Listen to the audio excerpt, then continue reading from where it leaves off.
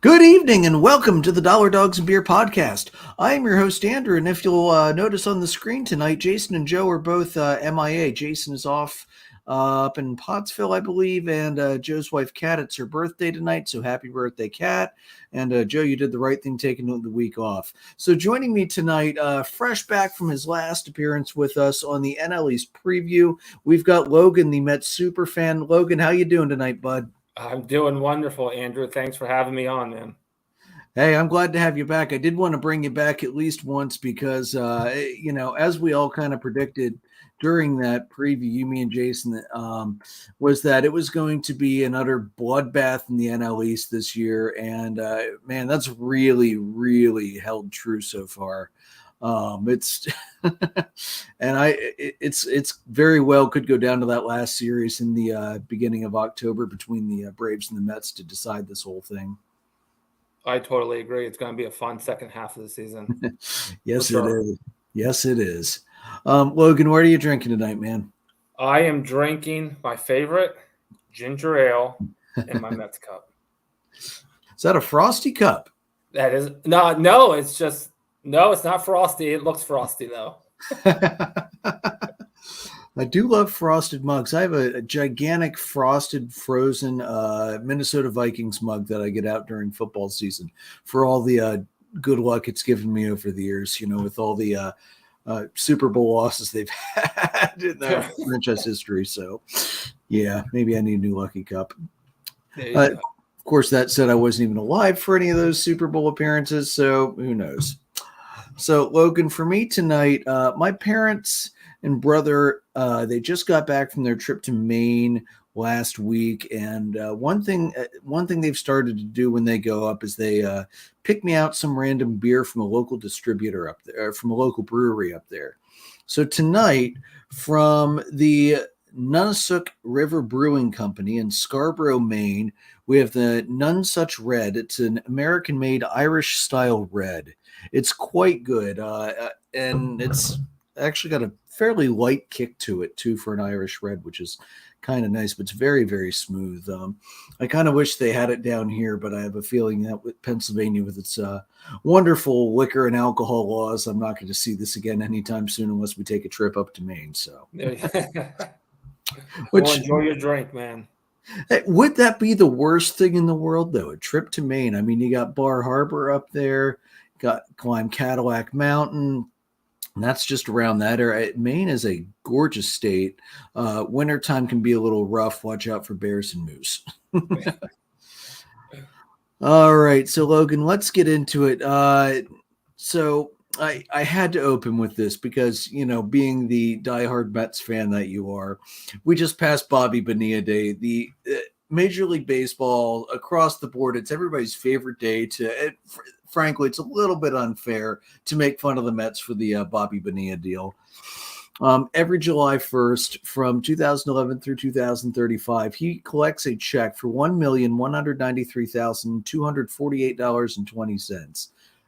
Because, of course, the 20 cents.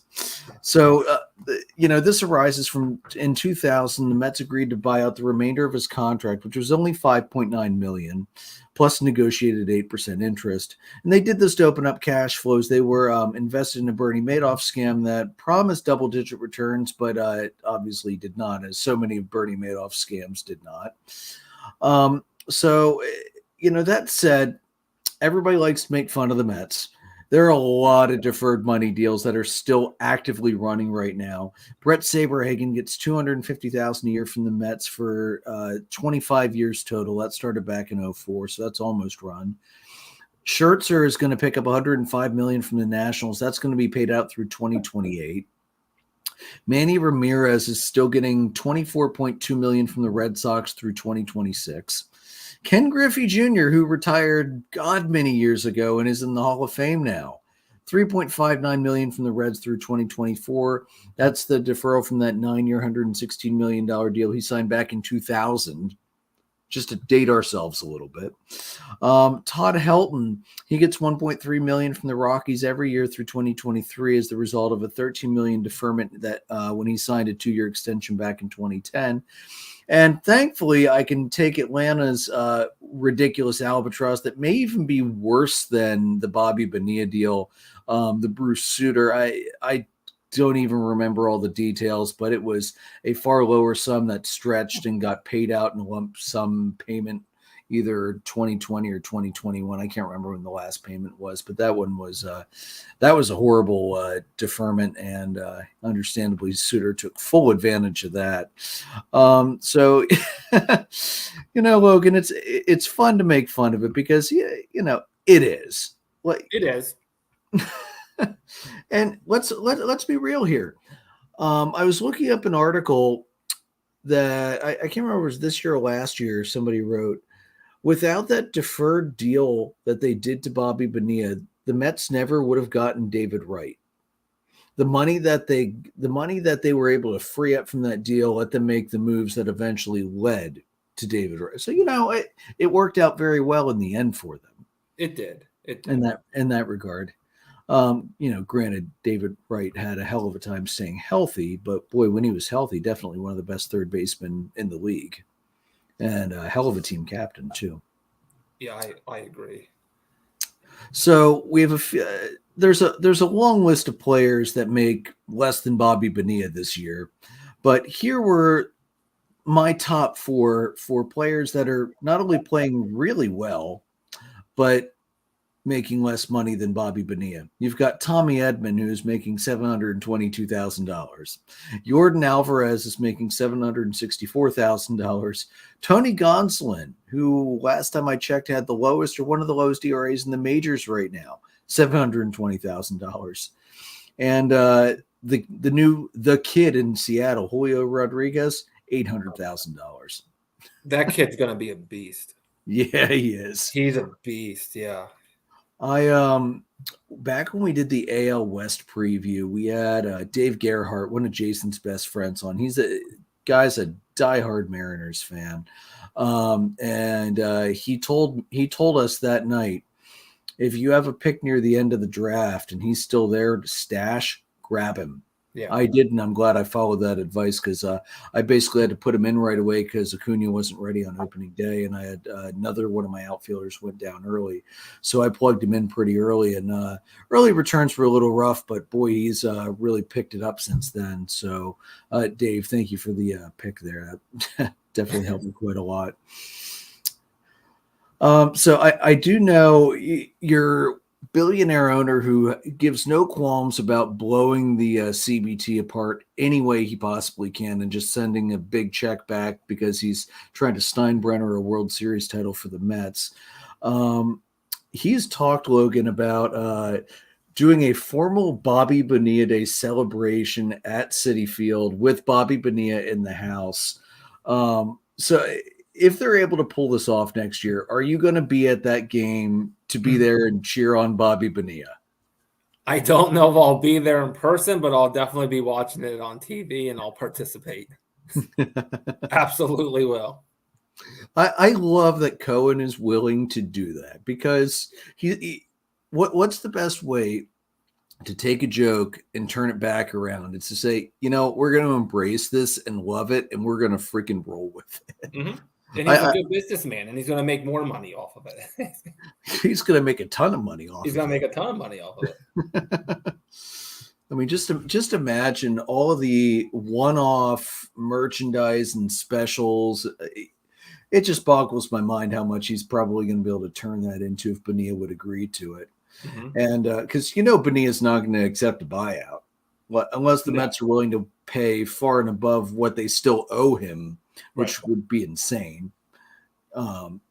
He's going to ride that until the time comes that it runs out.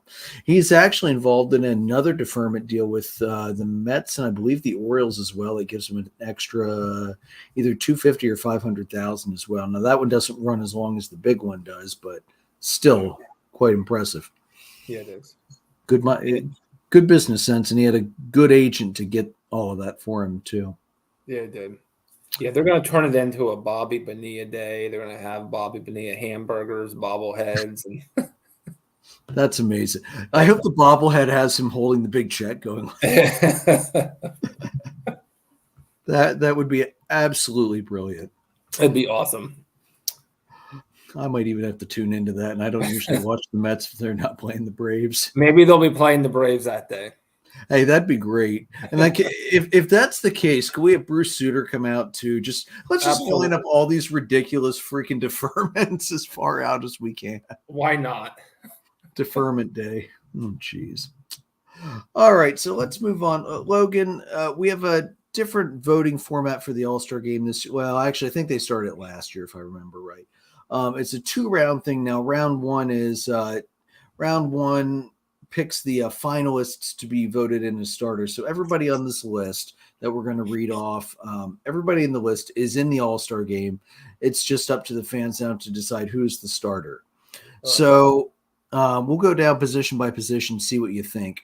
So, Logan, first we've got France versus Guerrero in the American League at first base. Who are you picking as your starter? Oh, my. I know. Do you have the stats page pulled up on your screen? I actually just closed the tab. Give me a second. You closed the tab. I totally slacked off. That's all on me here. I have it. I'm doing it back up as we speak. Here it is. Let's look at some stats here. All right. So Ty France, 316 average, 10 homers, 45 RBIs, 866 OPS versus Vlad has a 266 average, 19 homers, 53 RBIs, 849 OPS. Who's your pick? I like. Oh man, I know, right? That's my pick too. I love Vlad, but France is having a great season. He actually has a better OPS right now. Sure, the homers are a little lower, the RBIs are a little lower, but he's getting on base all the time, which is what I personally love to see. So I agree with you on that one, Ty France. Over to the National League, Pete Alonso versus Paul Goldschmidt. Your boy Alonso, 274, 22 home runs, freaking awesome. 69 very nice RBIs and an 895 OPS. Goldschmidt, 341 average, 19 homers, 65 ribbies, 1.042 OPS.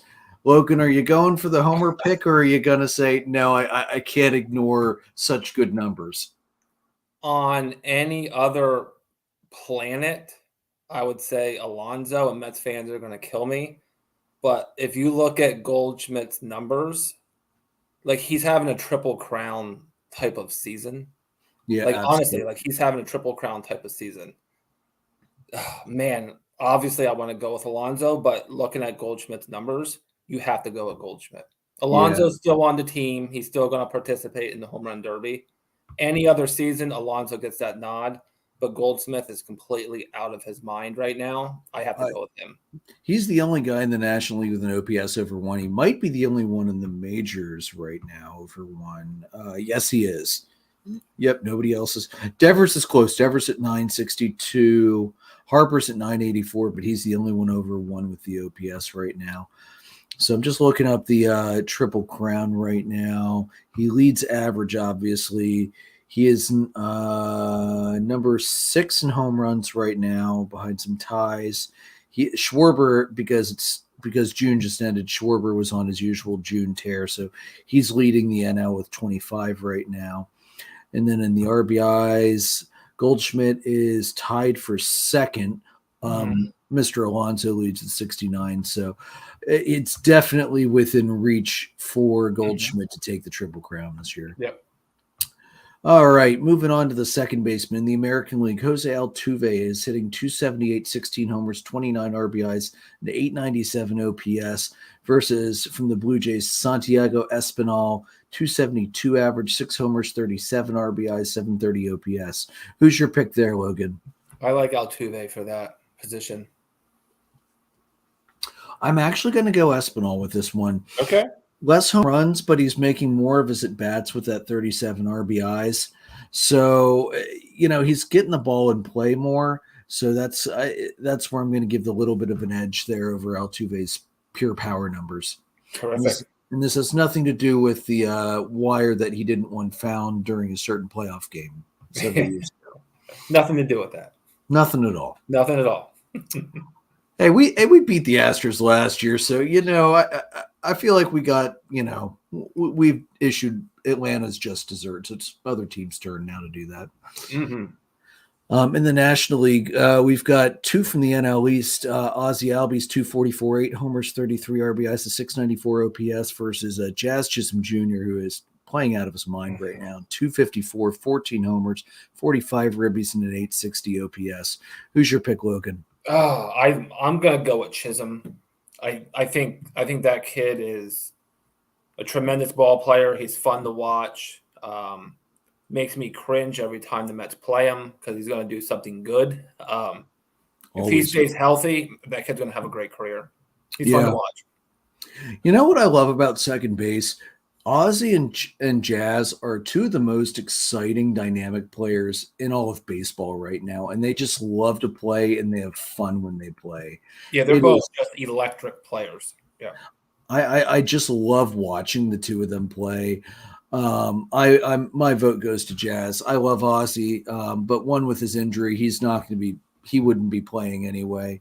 And Jazz is just having a hell of a season. I mean, 14 freaking home runs as a second baseman. Yeah, that's nothing to laugh at. So I'm going to go with Jazz as well. All right, moving on to third base. American League. This is a tight one. Rafael Devers. So, what are you going to value? Are you going to value the average versus the OPS versus the RBIs? Well, these are close. Devers is batting .327, 17 homers, 46 RBIs, and 962. Jose Ramirez of the Guardians, which still sounds weird to say, is batting .290, 16 homers, 63 RBIs, 955 OPS. Who are you picking out of that one, man? Is it possible for both of them to start at the same time? Honestly, I kind of wish it was because it's splitting hairs trying to pick between the two of them. The stats are so close. Oh man, probably Devers. Yeah, I'm going Ramirez, but honestly, I feel like I change this vote every other day because they're both very, very deserving of it. Fantastic lines. In the National League, Nolan Arenado, 293, 17 homers, 55 RBIs, 890 OPS versus Manny Machado, 316 average, 12 homers, 46 RBIs, 915 OPS. Man, they're both good. and Manny was hurt for a part of the early season too. And the fact that he still put up these numbers is impressive. Is he healthy now? He is. Yeah, he's back and playing. Of course he is. I think I'm gonna go with Machado. I'm gonna go with Arenado just because of the time Machado missed. Arenado's got a good lead on the power numbers, but again, there's not a bad choice there. No. All right, shortstop, and I think this one's fairly easy, even with the injury time. Tim Anderson of the White Sox, 324 average, 5 homers, 19 ribbies, 800 OPS versus Bo Bichette of the Blue Jays, 257 average, 12 homers, 43 RBI, 722 OPS. Who are you taking, Logan? They're both healthy. They are. Unfortunately, Anderson's been banged up and has not played nearly as much as. I gotcha. Yeah, that's why his power numbers are way down. I'm gonna go with Bichette then. Okay, yeah. I'm gonna go with Anderson, despite the power numbers being down from the injury time, because he's still. I think he's still the best shortstop in the American League, hands down. In the National League, you have Atlanta's Dansby Swanson, who literally tore the ball to pieces in June. 301, 14 homers, 49 RBIs, 860 OPS versus the Dodgers' former NL East terror, Trey Turner. 311 average, 11 homers, 59 ribbies, 850 OPS. Who's your pick in the National League, Logan? Oh, my goodness. There's some tight races here. Yeah. Swanson. Hey, you made the right choice, man. Because here's the other thing too. Swanson leads Turner in WAR, and Swanson's also probably the best defensive shortstop in the National League this year.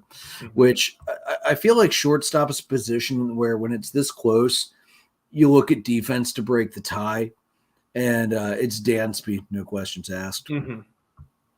All right, for the catchers in the American League, from Toronto, you have Alejandro Kirk, batting 315, 10 homers, 33 RBIs, 910 OPS versus Jose Trevino of the Yankees, 252, 7 homers, 25 ribbies, 733 OPS. I like Kirk. Yeah, I do too. I love watching the kid play. Mm-hmm. He's really good. Trevino, good season. It's nice to see the second American League catcher have an average that's not in the 220s this year. So, yeah, I like Kirk. He's a good ball player. And then for the catchers in the National League, you have the Cubbies, Wilson Contreras, 274, 13 homers, 35 ribbies, 890 OPS versus the Braves' former Mets catcher, Travis d'Arnaud, 264 average, 11 homers, 36 ribbies, 790 OPS. D'Arnaud, who has turned from a former Mets player into a current Mets killer, I might add. Yes. So who's your pick in the National League? Oh, my. These are tight. I'm going to go with Contreras. Yeah. I am too. The number he's got slightly better numbers, but his defense is significantly better. Yeah. I feel like every time d'Arnaud is out there and somebody runs, I'm like, good God, just don't throw. There's no point. Yeah. Whereas Contreras has one of the best arms in the league and is one hell of a defender behind the plate, which is good because the Cubbies don't always have the best pitching behind it. Exactly. All right, so for the outfield, we'll only be picking 2 in each league because the top vote getter from each league is an outfielder. So American League, Aaron Judge got the automatic in as the top vote getter. Your other options are from the Blue Jays, Lourdes Gurriel Jr., 295, 5 homers, 34 ribbies, 783. George Springer of the Blue Jays, 254, 15 homers, 38 ribbies, 819 OPS. Giancarlo Stanton, 243, 20 homers, 53 RBIs, 841 OPS. And Mike Trout of the Angels, 273, 23 homers, 47 ribbies, 991 OPS. A lot of AL East there. What do you think, Logan? I like Trout and Springer. Good picks. I went with Trout and Stanton, but I think you could easily make a great argument for Springer as well. Uh-huh. In the National League, from Atlanta, Ronald Acuna Jr. already in as the top vote getter from round 1. And then we've got Mookie Betts batting 278, 17 homers, 41 RBIs, 896. Adam Duvall of the Braves, 205, 10 homers, 32 ribbies, 648 OPS. From the Mets, Starling Marte, 285, 9 homers, 39 ribbies, 796 OPS. And Jock Peterson of the Giants, 278, 17 homers, 40 ribbies, 924 OPS. Who are your 2 picks from the National League? Oh, man. As much as I want Marte to be on that team, listening to the stats, it's almost impossible to keep Peterson and Betts out. Yeah, I agree. That's my 2 picks as well. First of all, I don't think Duvall should be an all-star. I don't think he's having a good enough season to be even on this list for consideration. It's one of the issues I have with the fan voting. Atlanta's got a very rabid fan base that is willing to pour in votes after vote after vote, and that really shows here. I think there's no question it's Jock and Mookie. They've got the average. They've got the power this year. Their stat lines are as identical as you're going to see. Marte, any other year, he should be a starter, but he's not going to get ahead of Mookie and Jock. No, like Marte not being picked, it's not a reflection on him. It's just more of a reflection of how good Betts and Peterson are. Absolutely. Yeah. And then the DH. In the AL, you've got Yordan Alvarez, the Astros, 309, 24, 57 ribbies, 1059 OPS. I'm sorry, there was another OPS over 1, my bad. And Shohei Ohtani, 259, 18 homers, 51 RBIs, 839 OPS. Who's your pick in the American League? Oh, man. I think most people are going to go with Ohtani, but I do like Alvarez. Yeah, I'm taking Alvarez over Ohtani. His numbers I think are significantly better. Plus, this is designated hitter. So we ignore everything Ohtani's done pitching wise this year. We're just looking at his batting line. That's right. So I think it has to go to Alvarez personally. Yep. Yeah, that's my choice too. And then in the National League, you've got William Contreras of the Braves, 269, 10 homers, 21 ribbies, 907 OPS, and Harper 318, 15 homers, 48 RBIs, 984 OPS. This is all Harper. Yeah. Now, does Harper still get voted in with the broken thumb? I think he's going to get voted in, and then it'll be given to Contreras because he won't be able to play. Yeah. So, and let's face it, he's earned it. Yeah. As much as the dude drives me nuts, you can't argue with the production this year. That's right. So, do you like this 2-round voting format where you have round one where you get the top whatever, and then round 2 you pick from the starters? It doesn't bother me. I don't know if I like it, but I don't dislike it. Okay, fair enough. It provides for good conversation. That's absolutely true. Yeah. Like me going on and on about the fact that Fernando Tatis Jr. should not have been on the ballot, period, since he hasn't played a damn game, and the fact that he was on the first round ballot is disgusting. But should the fan vote be counted less, like moving to a 3-part system of fans, players, and coaches? I like the idea of the fans having a say because they're paying the salaries. But I do like the ideas of coaches and players having some say as well. Yeah, and I feel like players that are on teams with huge fan bases that, dump votes, it kind of lessens that advantage and levels the playing field just a little bit. So, we'll see if they decide to go that route or not. Probably not, because let's face it, Rob Manfred doesn't listen to me or anybody else. All right, so moving on. The Padres released their City Connect jersey as the last, thankfully, City Connect jersey released of the year. Although I have to say, I like a lot of this year's jerseys better than a lot of last year's jerseys. Yeah.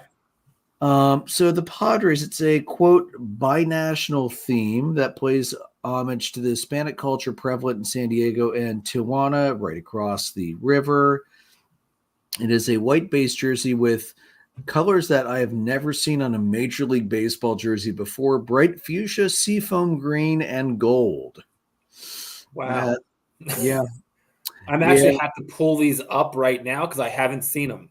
Yeah, go to UniWatch it. I put the link in your topic sheet. So right sleeve is fuchsia, left sleeve is seafoam. The sleeve has the Swinging Friar logo patch also in that fuchsia and green. I've never had to type the damn word fuchsia this many times in a topic sheet in my life, and I hope I never have to again. The sleeve ends are trimmed in gold, and there's also gold around the collar. I actually like the gold around the collar. It makes it pop. The San Diego on the chest is in a bespoke font face rendered in fuchsia and seafoam with a gold block shadow around a white outline. Number on the chest is a custom font in fuchsia. Name on back is in gold. Fuchsia numbers are in the same font as the front of the jersey. The cap is seafoam green with a fuchsia interlocking SD logo. The pants feature a fuchsia stripe going down the right and a seafoam stripe on the left. I'm looking at a picture of it right now. What do you think, man? These are out there. They're out there, but I kind of like it. It's not terrible. No, it's not terrible. I don't think I would like to look at it more than once or twice. And you would never catch me dead wearing one of those. Nope, I would never wear it. And I wouldn't like it for more than 1 or 2 games. But just for like a special day, yeah, why not? You know what it reminded me of immediately when I saw it? The freaking NBA Miami Vice jerseys. Yeah, it does. And I get it.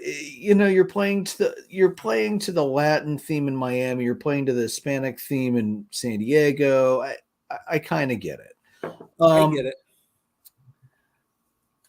As a one-off, it's not terrible. I'm fine with, believe it or not, I'm actually okay with the green and fuchsia together. I wish they wouldn't have split the name. I think that doesn't really work for me. Yeah. I think the gold outline is going to get lost on the field. Yeah. The socks are sharp. The socks are sharp. Yeah, I like the stance socks for this one. I actually like the font of the number. I actually really like how that looks. Um, something that something that drives me nuts. The D in San Diego, part of the D is on the one side of the jersey, and the rest of the D is on the. You couldn't have bumped it over a quarter inch to prevent that from happening. You kidding me right now? Yeah. Ugh. I'm seeing that. And now that you see it, you're not going to be able to unsee it either. No, I can't unsee it now. Like that, this kind of jersey would have been great for like a pullover style instead of a button-up style. Like it would have worked for that. Yeah. But yeah, I don't know, man. It's I this is one I don't even want to try and rank where I like this one until I see it on the field and give it a fair like on-field assessment. Like some of them, like the giant stupid fog gradient bullshit last year, or the Dodgers basically not doing anything. Like I knew right away, or the Cubbies and the ridiculous amount of royal blue. Those I kind of knew right away that I wasn't going to like him whether I saw him on the field or not. I was right about that. These I kind of want to see him out there before I say before I give my final yay, nay, whatever. Yeah. Definitely not one of my favorites. I can definitely tell you that right now. But they're probably going to be about middle of the pack for me once all of them are released by the end of next year. Yeah. I like looking at it for probably about 2 innings. The more I look at it, the more I'm going to change my mind. Yeah. And like the different colored, the asymmetrical sleeve is weird. Maybe it'll look okay on the field, but or not. Yeah, probably not. More Probably likely. not. And one thing, and I hadn't even thought about this, but somebody brought this up that I read online. Using Oyakama in the first, I love the song. Santana's a fucking genius. But using Oyakama is not really appropriate for this because, that's Latino, that's Caribbean, that's you're in the wrong side of the country. And there's plenty of phenomenal Hispanic artists based in San Diego that they could have pulled from, or maybe like a local up and coming group. Like, why? It seems like a sloppy mistake to me to do that. Yeah. But I get it. The Santana name is also huge. So I get it. Yeah, it is what it is. All right, and then let's go into the next round of crappy merch dump. The 4th of July uniform pieces. First of all, the flag theme hats were hideous as hell. I hate them every year. I'm just glad they didn't try and implement camouflage into them too, because that's just over the top, cringe-worthy, and barf-worthy. They were okay on teams that had a red, white, and blue palette. Like Atlanta, Philly, Chicago, Cubs. They all looked fine. Toronto, I'll get to Toronto in a second. It looked okay there. Oakland with the yellow and green, garbage. So you had red fireworks stance socks, and again, teams like the A's did not look good with them. The flag themed hats. Some players had star-spangled and or striped compression sleeves, stars and stripes batting gloves, flag-themed chest protectors for the catchers, although not everybody wore that. Some players had custom flag-themed footwear. That was pretty cool. I like seeing the custom cleats. Mm-hmm. And the Blue Jays, they had a modified version, less flaggy version of the cap, obviously, since they're based in Canada. Thank God it's a one-off, because every year they release this stuff. I'm like, this is going to be garbage. This is going to be garbage. And every year I'm right. So yeah, I'm proud and happy to say that I have not ever bought one of the special edition 4th of July caps, and will continue to not buy one of the special edition 4th of July caps. Just garbage. All right, a little bit of tragic news. Blue Jays first base coach Mark Budzinski, his daughter Julia died in a tubing accident. She's 17 years old. She fell off a tube being pulled behind a boat in the James River in Richmond on Saturday. When the boat operator returned to get the girls, the boat hit a wave and caused it to be pushed on top of her and struck her with the propeller. The boat driver and the operator of another passing boat, they did jump into the water to try and rescue her. And the Blue Jays held a moment of silence for her on Sunday before the series finale. And Coach Budzinski is on indefinite leave, of course. Absolutely tragic accident. And thankfully, they've ruled out foul play, drugs, alcohol. It was just a tragic accident. Yeah, there's no words that can even start to explain that. No. And moving along the line of people who've died over the past week, and I'll bump into the Braves section now. Atlanta lost the voice of Truist Park, Casey Motter. He passed away last week. The team was home for the first time yesterday, and they paid tribute to him with a video tribute and then a moment of silence. He's been Atlanta's PA announcer since 2007. Like, he's been there for he was a fixture, man. What's nice is because he was the PA announcer, there's a ton of recordings of, his catchphrases and things. And the Braves are going to be using some of those as greetings for the fans and other announcements at home games for the remainder of the season. I can't remember if it was the Wednesday or Thursday game last week. The Phillies also had a nice tribute for him and a moment of silence before the game. So Atlanta was in Philadelphia. A classy move from the Phillies organization. Good. Yeah. Jason and I were, he and I were talking last week, and we were just thinking back from that 05 to 15 era. We lost a ton of broadcasters, both in the TV, the radio, and the PA side of things from so many teams. I know Atlanta lost Skip Carey. Oh God, who the Phillies lose? I can't even. Anyway, but we had, it's one of those. It's spread out long enough you don't really realize it, and then you look at the list of names of people who died over that period of time. And it's like, holy crap, we lost a lot of great announcers. Yeah, quite significant amount over that time. Yeah. All right, so Atlanta. It was a good week last week. The Phillies series, they took 2 of 3. Me and Jason and our wives, Karen and Ariel, were actually at the game Tuesday night for the opener.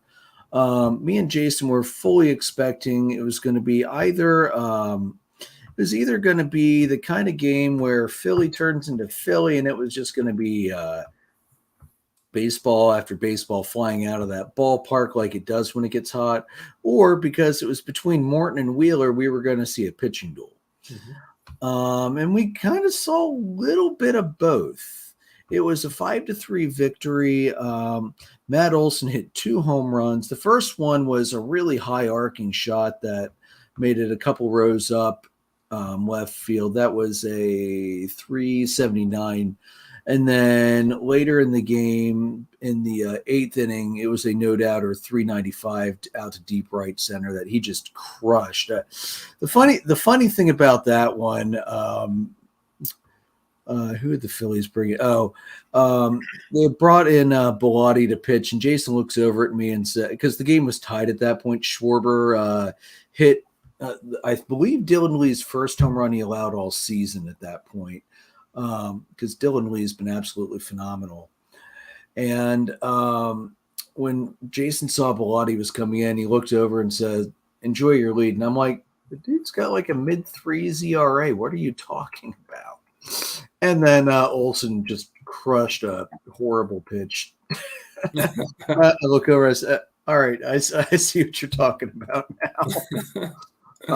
It was, I got to tell you, I've been to Citizens Bank Park more than a few times over the years, but it's been probably close to 10 since I've been there last. Okay. So it was nice to be there again. We got lucky. We were actually sitting near, so there was actually quite a few Atlanta fans in the park, period, and right around us. So, and then a highly amusing, intoxicated guy behind us rooting for the Phillies that he's got season tickets, and his goal every game is he will pick a random opponent that he has decided you're the guy I'm going to hate for the game and just trashes the guy all game. It was the funniest stuff. Although, I'll say he mostly kept it clean for the kids in the surrounding section.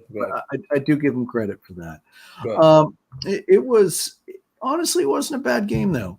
Morton didn't pitch terribly, 5 2/3. He only gave up 2 runs, scattered 7 hits, but he did walk 4 while striking out 5. Atlanta's pitching staff struck out 10 for the entire game. And then Zach Wheeler, good game for him as well. 6 1/3, 5 hits, 3 earned runs, a walk, 8 strikeouts, but the 2 home runs allowed. Because he also, Darno also homered in the first, and Olsen went back-to-back behind him. Those solo shots, they're solo shots, but they add up because that's a tie game otherwise. Yep. The pitching, though, pitching was dominant in this game. 11 strikeouts from the Phillies staff, 10 from Atlanta staff. We almost saw an unusual triple play. It was a dive. It was a line drive out to right. Duvall caught it on a dive, got it back in. And at first, like, nobody knew what the hell was going on, like trap versus not trap. And so Dansby did the smart thing and just tagged every base and tagged every player. So upon review, and it took New York probably close to 4 minutes resolving this whole thing for who's safe, who's out. And eventually they determined the runner on second did not leave early, so he was safe going to third. But the guy was just kind of putzing around in the middle of the base path between first and second. He was out, and it was confirmed as a catch. So we didn't get to see a triple play, but that would have been really cool. But we at least got to see a pretty nice double play. Duvall and Riley hit doubles. Pretty good game. Didi Gregorius actually had a really, really nicely smashed triple. Schwarber had a home run. But here was the thing, man. The Phillies in this game, 1 for 10 with runners in scoring position, and they stranded 7. Yep. And then Morton also picked Stott off at first base, which I've never seen a righty be that effective picking a guy off. I know Stott's a rookie, and that's kind of a rookie mistake. He was leaning. As you know, Darno doesn't have the best arm and the best jump time throwing down to second base. He's not hard to run off of. Right. But, dude, you can't just keep leaning off and leaning on. They're going to get you eventually, and Morton did get him. So. And what did you have at the concessions? Well, I, of course, had my hot dog that you have to have as the member of the Dollar Dogs and Beer podcast. I had a Leinenkugel Summer Shandy was my beer of the night. And then my wife and I also split some Chickies fries, some cracked fries with cheese. You can't go wrong. No, that's good choices. That's a good choice. I was going to get a cheesesteak too, but I was like, you know what? This is not going to end well later. And the next day might not be.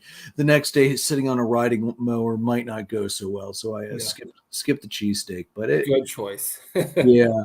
No, honestly, it wasn't, it was stadium food. The price is going to be what it's going to be at a major league park, but the food was good. Right. Yeah. Philly's got good concessions. I'll give him that. Mm-hmm. And like I said, I haven't seen the ballpark in a long time. The ballpark still is as nice as it was when it opened. Fun fact, because I wasn't at the first opening day, but I was at an early season game the first season. And I still have that program at my parents' house somewhere. But now that I'm a turf guy, this is especially interesting to me. The Phillies at the time, Citizens Bank Park had a state-of-the-art drainage system. That system could handle draining an insane amount of water per hour. I think up to now I can't remember, but I think it was something like 3 to 5 inches an hour that field can handle draining off. Which is that's an incredible amount of rain. Yeah. And it's good because Philly does sometimes get hit with like remnants of hurricanes and nor'easters coming down from the north. Mm-hmm. So, smart call by the design team It was also Pride Night, so the Liberty Bell has been updated with all new LEDs, either this year or last year, and they had a rainbow bell out there, which was pretty cool when it was ringing after the Schwarber home run. Yeah. It was just when we had one of the nicest section guys, the attendants at the top to make sure you get where you're supposed to, just the nicest guy. And you could tell he was enjoying the game. He didn't care who won, who lost. Yeah. And it probably helped too that he had a section that wasn't too rowdy. Yeah. 2 sections over, I can't quite say the same thing, but honestly pretty good. So it was a good week last week, and then the Braves took 2 out of 3 from the Reds. I'm not really going to go into any of these games except to say that I'm a little bit torqued off at the bullpen for blowing what should have been a sweep on Sunday, because Charlie Morton just absolutely kept the freaking Reds at bay. Listen to this, man. 7 innings, 1 hit, 1 walk, 10 strikeouts. And then it all fell apart after that. I mean, I know it's going to happen. That's what it is with the bullpen. Bullpens are bullpens, and we're down some guys right now. But that's just frustrating as hell, especially when we got up to 3-1. We were down 3-1 going to the top of the 9th. Ozuna homers, Harris homers, tying it up, and then in the bottom of the 9th, they get the blown save off Minter. Yeah. Frustrating to say the least, considering the Reds are, they're not the garbage fire they were earlier this year, but they're still not good. Yeah, they can at least compete in some games now. Yeah. They're up to 27-52. That's still worse than the worst record in the majors. They're still ahead of Oakland, right? Yeah, they're still ahead of Oakland. Yeah, they're still ahead of Oakland. They're 27-55. So, it was a good week. I have no qualms, no complaints about Atlanta last week. That was that's what they need to do. I mean, you need to win games against your division rivals, first and foremost. Yep. And then when you're playing the teams that are under 500, and I will grant it, the All-American Ballpark is a place that Atlanta does not traditionally do well on the road there. So to take 2 out of 3, I'm very happy. I really wish they would have pulled off the sweep, but I can't complain with 2 out of 3. 2 out of 3 ain't bad. No. All right, so Logan, the first half for Atlanta ends with 4 at home versus the Cardinals, 3 versus the Nats, 3 versus the Mets, 4 versus the Nats. I don't know about you. I'm loving that schedule. 2 teams over 500, 2 teams, and then 1 team twice in the basement way under 500. And as we are live right now, Atlanta is up 7-1 in the bottom of the 6th over the Cardinals right now. So that will give that. So if they hold on to win tonight, that's already 2 games in the series they've won. Yep. So I got to tell you, I feel good about Atlanta's chances to roll into the All-Star break with a good head of steam, good momentum. Because I expect that, especially at home, they should be able to take 2 out of 3, 3 out of 4, sweep both of those series against the Nats. The series I'm most interested in, of course, is next week, Braves-Mets. That's going to be a phenomenal game, a phenomenal series. And it's going to be a really nice litmus test to see where our teams are, because you will have Scherzer. Scherzer actually started tonight, if I'm not mistaken. Yep. So he's back. And live in that game, it's 0-0 top 7. Who are they playing? The Reds. The Reds in Cincy, yeah. 7-7.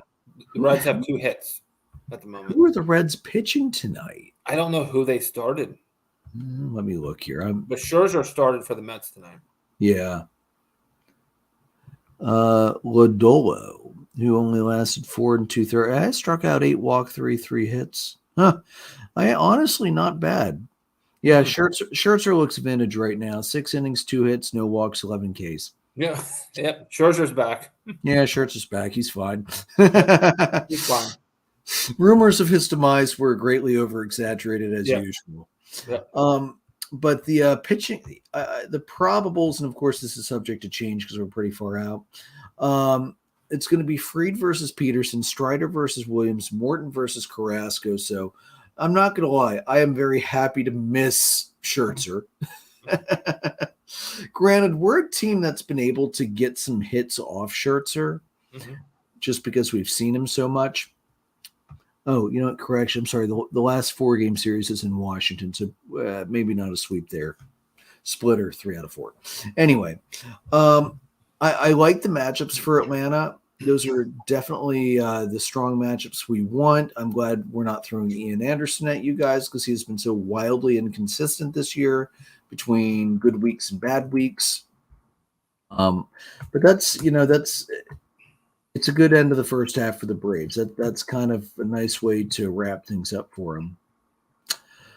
So moving on to your Mets, Logan, you're finally getting healthy. As we just mentioned, Scherzer's back on the mound. DeGrom's going to make his second rehab start with Single A St. Lucie on Friday. Trevor May will hopefully be back somewhat soon. He threw a bullpen session on Saturday. That was his first since he went on the IL back on May 3rd. So you're getting some arms back, which I have to say, I'm very impressed how well the Mets staff has done with no DeGrom and no Scherzer. And they lost Walker for a little while too, if I remember correct as well. Yeah, that's right. So, not bad, man. First half, your first half ends not too bad. You're playing the Reds right now. I forgot how many. I think you're in the 3-gamer right now. Then you have four versus the Marlins, 3 at Atlanta, and 4 at the Cubbies. And the Cubbies, that one's hard to say because they haven't been great so far, but they're at home. They do play better at home. Wrigley is just if weird shit's going to happen, it's going to happen at Wrigley with those swirling winds. And the Cubs are kind of hot right now. They've won 3 of their they've won 3 straight series and 4 of their last 5. So they've got a little momentum. Seiya Suzuki came off the IL today and started in right field for the Cubs. So they're getting some more of their big pieces back. What do you think of your schedule to end the first half? Well, I'd like the Mets to take 2 or 3 from Cincy, if not sweep them. I like, man, the Marlins. I'm telling you, those Marlins scare me, man. They really do. And they should, because the Marlins are the freaking wild card of the NL East. First of all, I still don't think they've ever won the division, and yet they've got 2 World Series rings despite it. And they're the team that will play up to better competition. Yeah. And they love being the NL East spoilers, and especially I don't know why they've had Philadelphia's number so well over the years, but they beat the shit out of the Phillies at times. They do. They do. I would be fine with a split. I'd be fine with a split in that 4-game series. Absolutely. At least you're at home. And then obviously you shoot for 2 or 3. I'm sorry, you shoot for 2 or 3 against Atlanta. Yeah, it's not happening, but yeah. Right? And then split with the Cubs. I mean, you're 20 games above 500. Yeah. Like if you shoot for 2 or 3, 2 of 3 and split your 4-game series, you're not going to collapse. Yeah. It's like the Braves going from 10 back to 3 back. That's not because of a collapse by the Mets. No. That's because the Braves are good. If you're going to lose the division, right, the Braves are good. It's not like, you can't. You're 20 games above 500 right now. That they are good, but they're being chased by an equally good team, if not better. And Atlanta is now 13 games over 500. Right. Yep. So it's like any Mets fan doesn't want to see the Mets beat the Mets. I mean, if they're going to lose to a better team, they're going to lose to a better team, but don't collapse. Yeah. Yeah. And looking at your pitching probables for the Marlins, you've got Williams versus Castano, Carrasco versus Lopez, Walker versus Garrett. Oh, man. Sunday's a good one. Scherzer versus Alcantara. Oh, man. Nobody is getting a hit or a run in the game until the starters come out. That's right. Damn. That'd be a good. So Yeah. earlier this year, Jason had Nola versus Alcantara. And that game lived up to the billing, and I really hope Scherzer Alcantara does the same. I don't want to be a hitter in that game. No. Because Alcantara is having an incredible year for the Marlins. One of his best years he's had in a few, I think. Although he's always been consistent for them. Get this: 9-3, 182 ERA. That's third. 107 strikeouts, good for 60s for 16th, and a .91 WHIP, good for 8th. He's gonna eventually look good in a Yankees pinstripe, right? Oh God, I hope. Don't say that. Don't say that, please, God. He's not going to be in Florida very long. No, that's probably true, but as please, long as they ship him out of the NL East, I'll be fine. Yeah, let's see. His ERA, yeah, he's second in the NL in ERA 195. He's behind Gonsolin. And he can go to the Central somewhere, like the AL Central or whatever. Yeah, the AL Central would definitely be more ideal than the NL Central because we still have to play those damn teams. Uh-huh. Yeah, Alcantara's 9th in the NL in strikeouts. He has, oh my God, Alcantara has picked up 4.5 WAR for the season, which is number 1 in the National League right now. Yeah, he's the real deal. Like, he's one of the best pitchers in baseball. Yeah. And he has been carrying that Marlins staff for so many years. It's really good to see him doing so well. It is. He's thrown a lot of pitches, though. He's thrown a lot of pitches. Oh yeah, he is. He was leading. Yeah, he's still leading the NL in innings significantly, 123 and a third. Mm-hmm. Second place, and actually that's leading the majors. Second place in the majors right now is Robbie Ray of Seattle at 104 and a third. So a pretty significant jump on him from Alcantara, and they've both made 17 starts. Yeah. Another crazy stat for Alcantara: of those 17 starts, 13 have been quality starts. Mm-hmm. Yeah. I've watched him pitch twice against the Mets already this year, and he's the real deal. Yeah, he's on fire this year. Yeah, absolutely phenomenal. All right, so Logan, I want you to grade the Mets first half. I know we're not quite there yet, but I don't know if I'll have you back on before the second half. So, sure. All right. For your offense, what's the grade you're going to give the Mets offense? Man, their offense, right? I mean, they were cold there for a little bit for the last couple of days, but I would say like a BB plus. BB plus right now. Oh yeah, yeah. Like for the longest time, they were up there in RBIs, offense, and in most categories. They got cold there for a little bit, but let me give you a couple numbers here, mm-hmm. which might help you make this decision a little easier. Mm-hmm. For batting average, the New York Mets are second in the NL at 256. All right. Mm-hmm. For home runs, they are 11th, so they're not a power. They're not a slugging team. No. Atlanta leads that significantly at 122, by the way. Mm-hmm. For RBIs, the Mets are third at 368. Let me see here. For total bases, the Mets are 8th, middle of the pack at 1,081.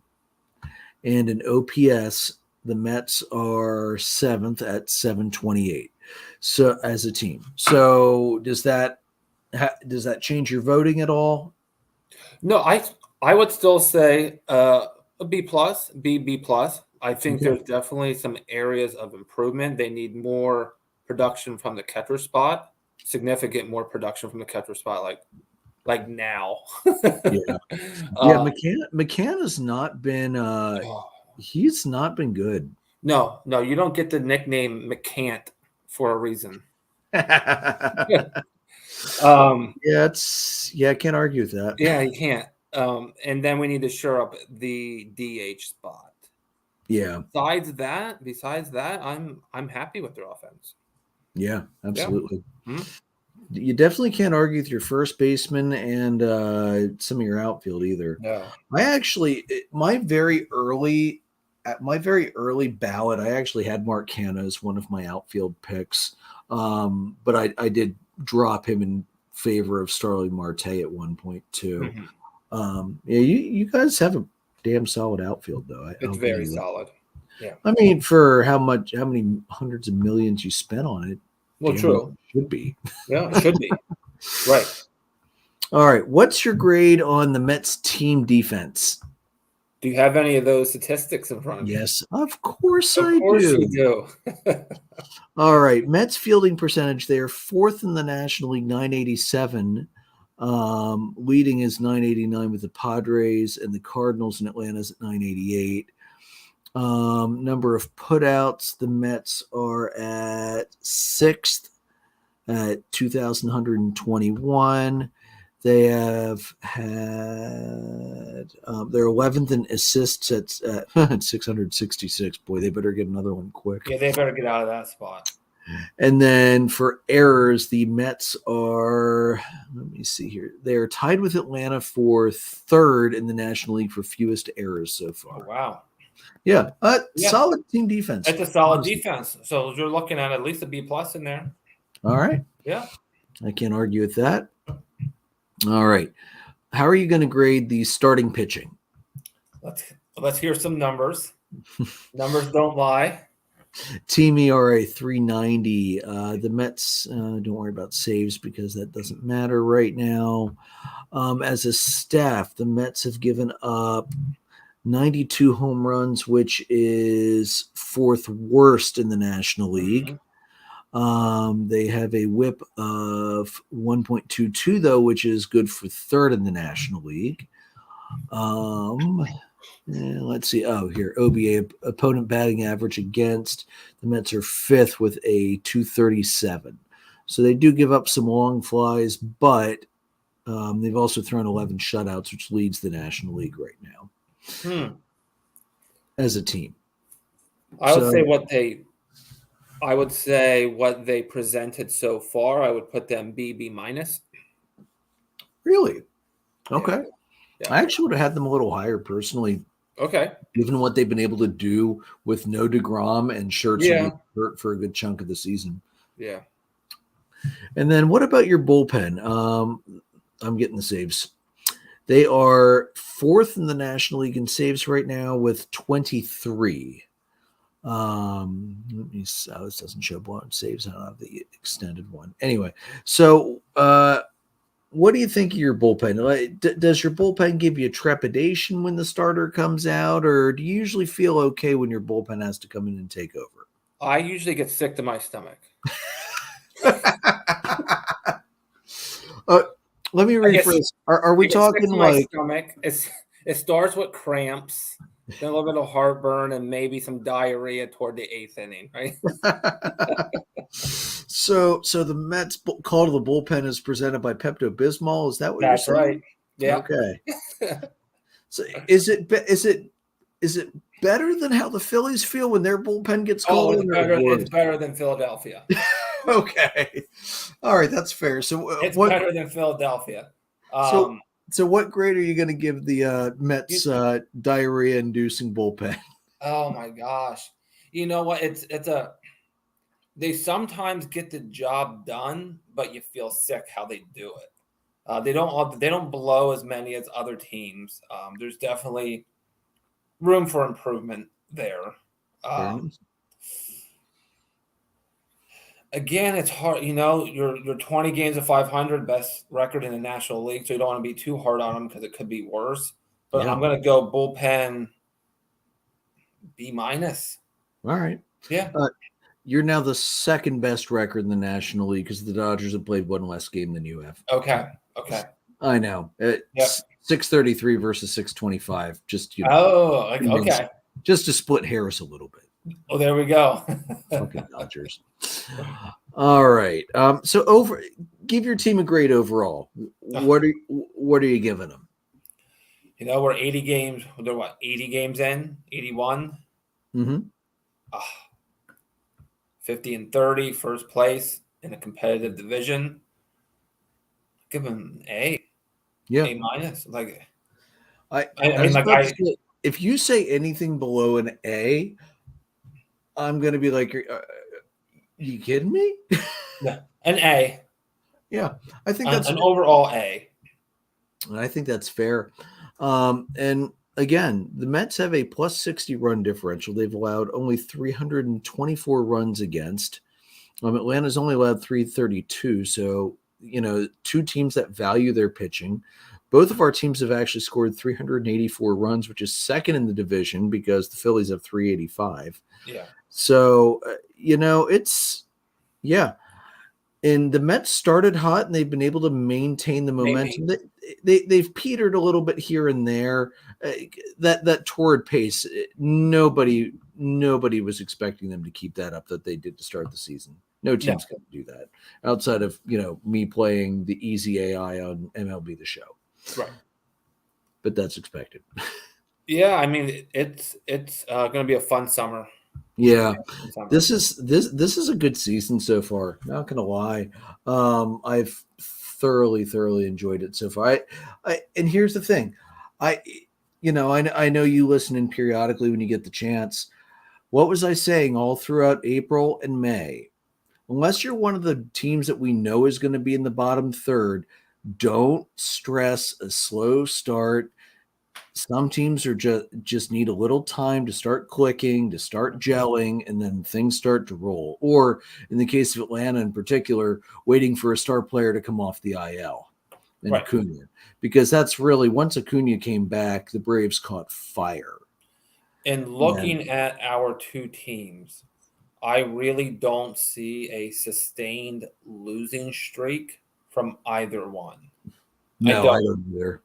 I don't. I can see maybe 2, maybe 3 games, and then the team's going to right the ship and pull it back. You want to know something funny? The Braves and the Mets. Hold on. Actually, before I say this, let me look at something here to make sure that this is still true. I know it's true for Atlanta. Let me make sure it's still true for the Mets.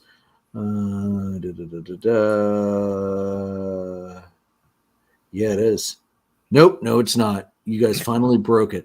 So up until last week, the Braves and the Mets, neither team had lost 3 games in a row all season. And then you finally did. You lost the last game at Miami, and then you got swept in that bullshit 2-game miniseries with Houston. I hate 2-game miniseries. Dumbest thing. Yep. But that was the first time all season the Mets had lost 3 straight. Yep. And Atlanta. That's a lot. Yeah, it really does. Atlanta has not lost 3 straight all season. Right. And that was what was so frustrating for the Braves early on. They couldn't get any momentum going because they, win 1 or 2, lose 1 or 2, win 1 or 2, lose. They were the last team to go on a 3-game winning streak. And then they went on a 14-gamer. Right. So, sometimes it's all it takes. It just takes a little bit of time. Yep. So yeah, it's gonna be an exciting race, and as much as it would be nice to say count the Phillies out, you absolutely cannot count the Phillies out.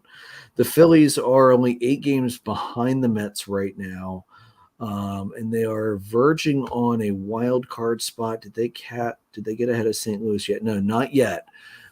Wild card right now. Wild card 1 is Atlanta. It's gonna be Atlanta or New York, depending on who wins the division. Wild card 2 belongs to San Diego, and then wild card 3 is St. Louis. The Phillies are only a game out of the final wild card spot right now. Yeah. This is gonna run hard to the end of the season. If you want my guess. Yeah. Here's the big advantage though that Atlanta and New York have over the Phillies so far. 1-run games. And a lot of that is due to the fact that I know you're not wild about your bullpen, but it's definitely a lot better than Philly's bullpen. Mm-hmm. In 1-run games, the Mets are 11-8, Atlanta's 11-9. The Phillies are 8-12. Yep. Because that bullpen can't hold water as badly as a colander. No. Well, their defense isn't very good either. No, it's not. And that's something I've been subtly pointing out to Jason all season, and he's getting a little tired of it. But it's true. Without Harper out there, they've got 2 DHs in Castellanos and Schwarber. And now that Harper's out, it means they can move Castellanos at least into D. Although personally, I'd put Schwarber at DH because dude's fragile as hell. Mhm. But it's, that's a problem. You go and sign a bunch of DHs, and then the guy you expect to be able to play every day has to DH because of that elbow injury. Mhm. And that said, without the DH, Harper's on the IL most of the year. Yep. So as much as I will never like the DH, I can understand the Phillies fans rapidly coming behind it.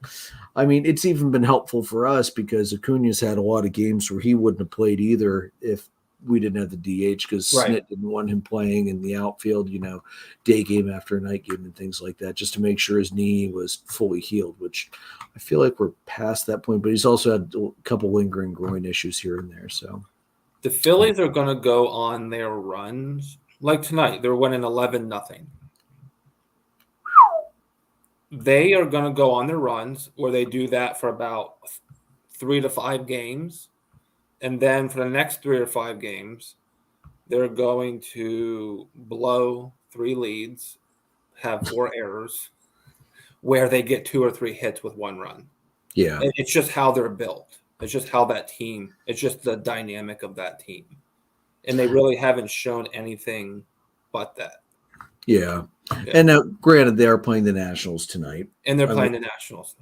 So, 11-0 is not out of the ordinary for the Nationals. Right.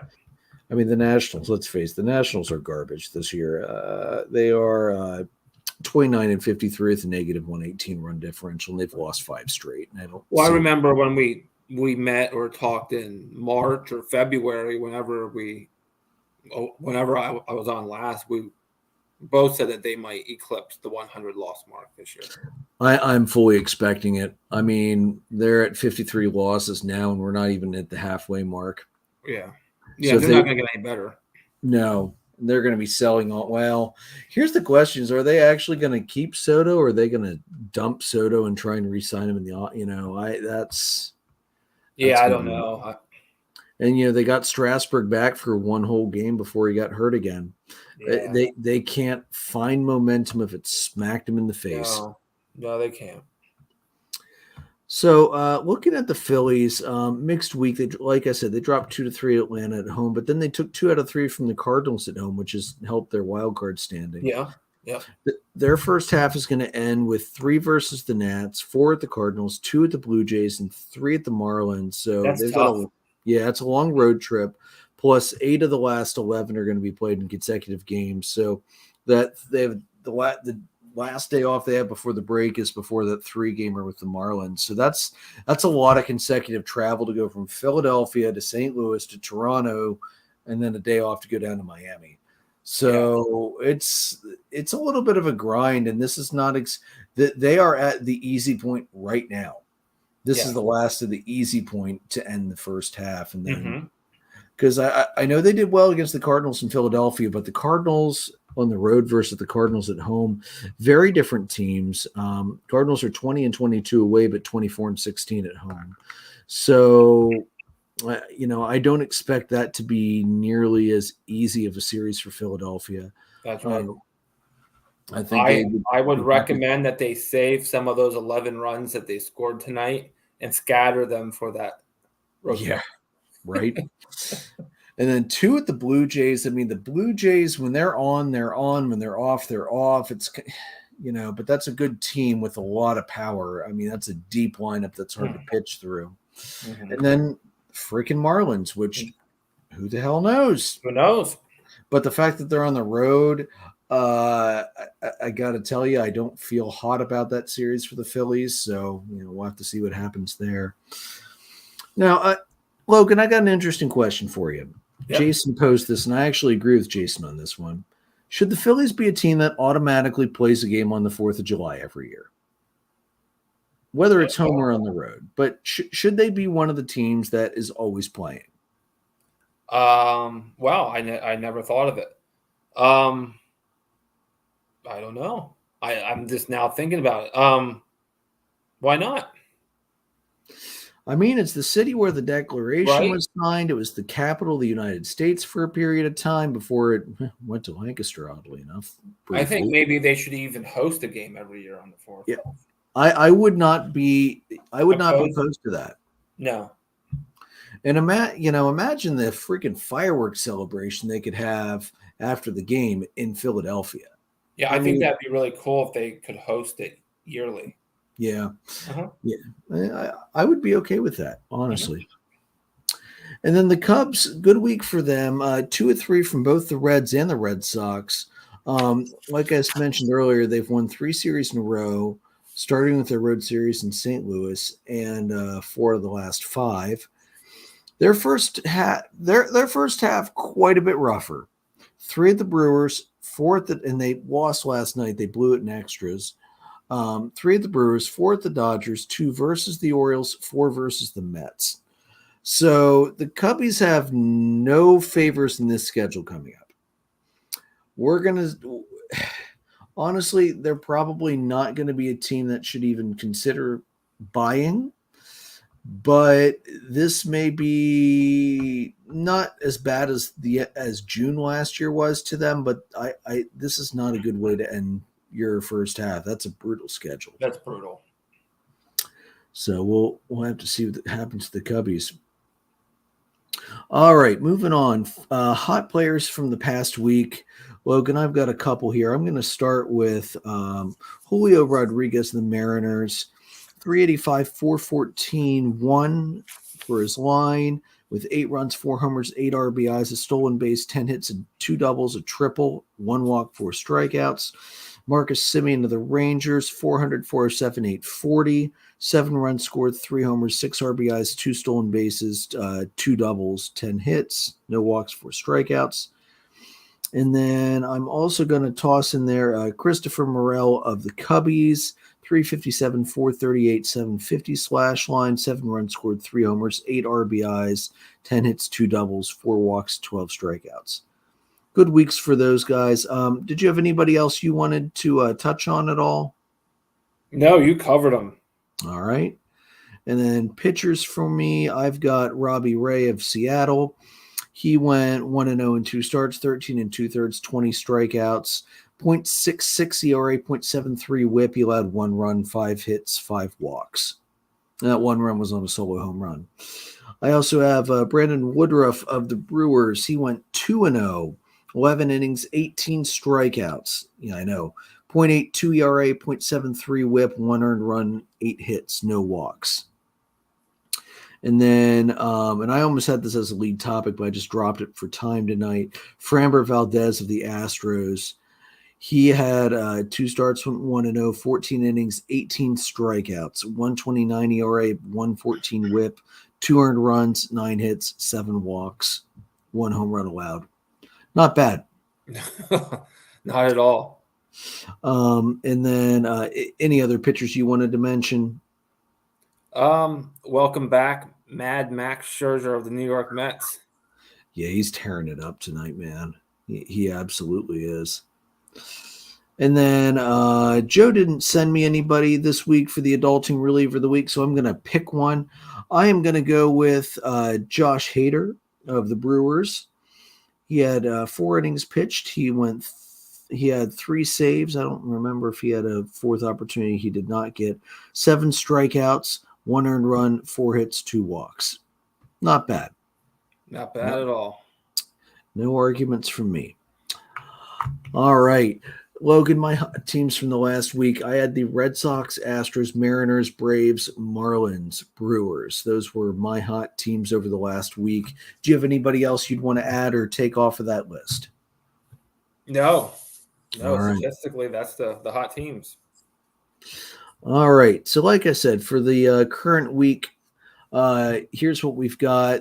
Since you're on tonight, we'll do the Mets first. 3 at Cincinnati. They did win last night. That was Walker's 7th win of the year, beating Green. Tonight, Scherzer versus Lodolo, and Lodolo's long gone, and Peterson versus Ashcraft tomorrow.